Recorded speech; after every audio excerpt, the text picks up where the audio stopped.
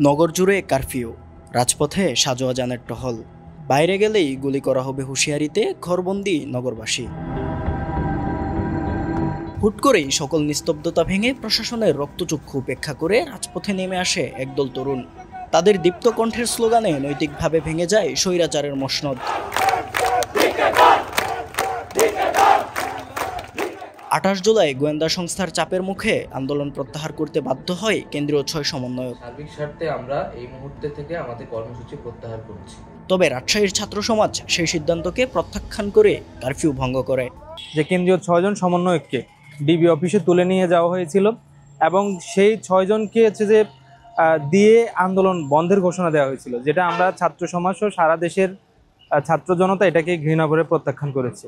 সর্বপ্রথম রাজশাহী বিশ্ববিদ্যালয় ২৯ জুলাই সেই যে কারফিউ চলছিল, কারফিউ ব্রেক করে ২৮ তারিখে রাতে আমরা যে খবরটা পেলাম যে খুনি হাসিনা হয়তো বা আমাদের দাবিগুলো মেনে নিবে, এই আন্দোলন এখানে শেষ হয়ে যাবে, তখন আমাদের মধ্যে একটা জিনিস কাজ করলো যে আসলে শহীদের রক্তের দায় তো এইভাবে মুছে ফেলা যায় না। তো আমরা বললাম যে আমরা ঠিক আছে, আমরা ২৯ তারিখে আমরা মাঠে নামবো। শিক্ষার্থীদের রক্ষা করতে রাজপথে বুলেটের সামনে ঢাল হয়ে দাঁড়ান রাজশাহী বিশ্ববিদ্যালয়ের কিছু শিক্ষক। এটা এখন আর শুধুমাত্র কোটার ব্যাপারে সীমাবদ্ধ নাই, এটা একটা বৃহত্তর ন্যায্যতার ব্যাপারে আমরা সবাই একসাথে দাঁড়িয়েছি। আমরা ফার্স্টে রেডিও বেতার মাঠে, যেহেতু বড় বড় ওখানে কচুরি যে গাছগুলো আছে, বড় বড় গাছ আছে, আমরা ওখানে লুকায় আছি যে যখন স্যারেরা আসবে তখন স্যারদের দেখা দেখে আমরা ঢুকবো। যারা এখানে উপস্থিত ছিল তাদের হয়তো ওভাবে পুলিশ এবং যৌথ বাহিনী তুলে নিয়ে যাওয়ার একটা সম্ভাবনা ছিল, গুলি করার একটা সম্ভাবনা ছিল। স্যাররা সহ আমরা বারবার রিকোয়েস্ট করছিলাম যে কোনোভাবে যেন গুলি না করে।